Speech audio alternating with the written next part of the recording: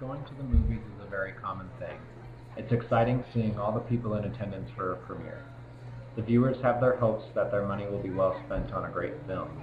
The crowd draws the book lovers who hope the movie follows it to a T, the casual viewer, and the family on a family outing. The movie's about to start. Time to lay back and relax. What's your name? Amy. Oh, Amy? And you? Who are you? I'm the guy to save you from all this awesomeness. Man of my dreams. This man of mine may truly kill me. My wife disappeared 3 days ago. You don't know if she has friends, you don't know what she does all day, and you don't know your wife's blood type. Without a body, their only hope is a confession. You seen this girl around here? She wanted a gun. I know you. I saw you at the volunteer center. I wanted to help. Amy's the kind of girl who attracts admirers. Did you do it? Did you do it? Whatever they found, I think it's safe to assume that it's very bad. This just got very exciting. You bumped up Amy's life insurance to $1.2 million. Because she told me to. Where's your wife, Nick? You need to tell me. Are you asking me if I killed my wife? Rated R.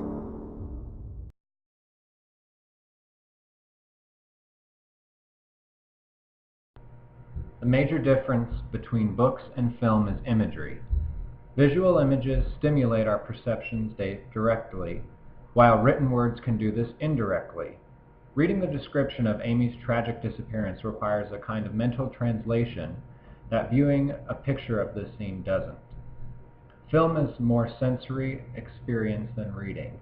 Besides verbal language, there is also color, sound, and movement. Yet film is also very limited.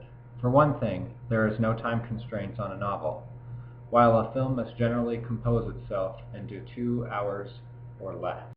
Turning a novel into a screenplay is not just a matter of pulling dialogue from the pages of a book. In novels, we often come to know characters best not through what they say, but through they are thinking or what is said about them in narration. A narration facilitates the meaning of what we read through his or her point of view. Film relies on the use of voiceovers, but generally the director, cast, and crew must rely on other tools of film to reproduce what is felt, thought, and described on the pages.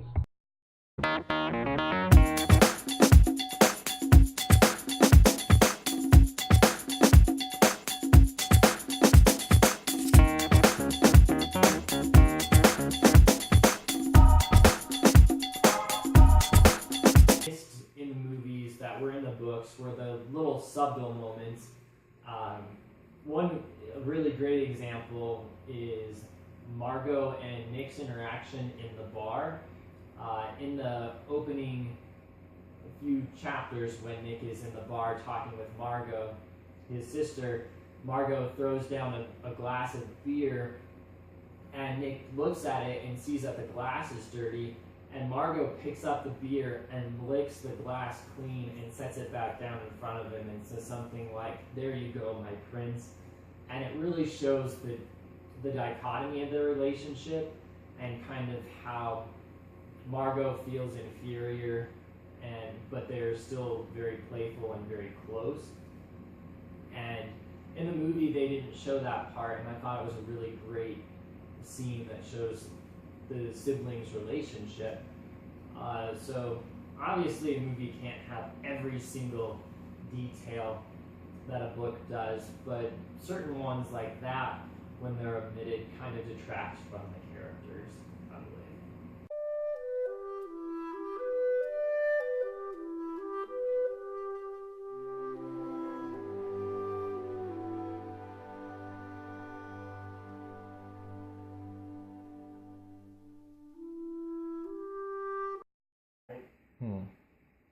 I think the recession, being an element of it, but I think really I don't think it's as big of an element as some people would like to imagine it is.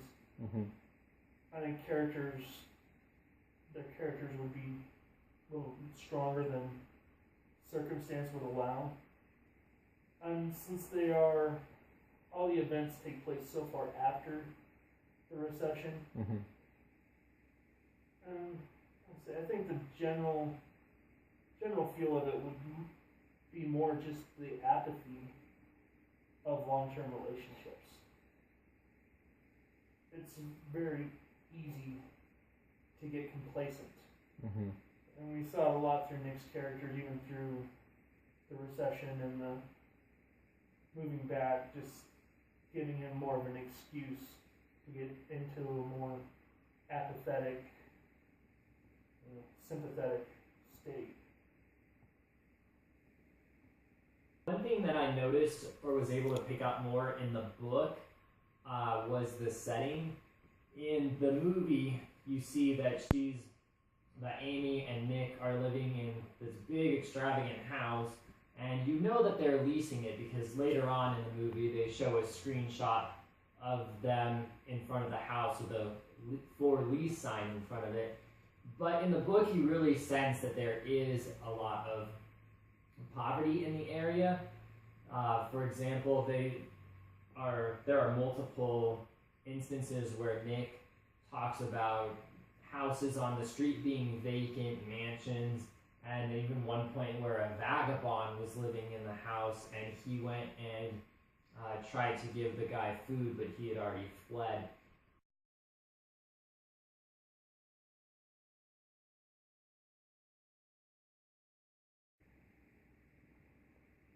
I think that in the movie version would be what I liked more because it showed more strength towards her character. It shows more of the manipulative nature and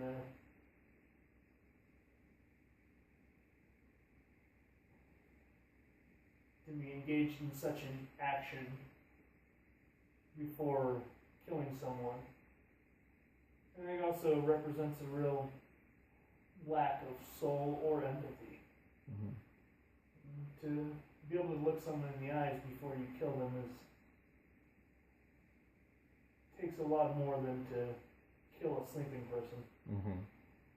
At least from personal experience. It would be very similar to the book. There are lots of movies that I've seen that have had screenwriters and directors that wrote the book, and generally those are very, very similarly aligned. Gone Girl's film adaptation was a success. Although the movie had some changes, it followed the overall plot of the written story. So, how faithful to the original written work should a film's version strive to be? That's up for you to decide.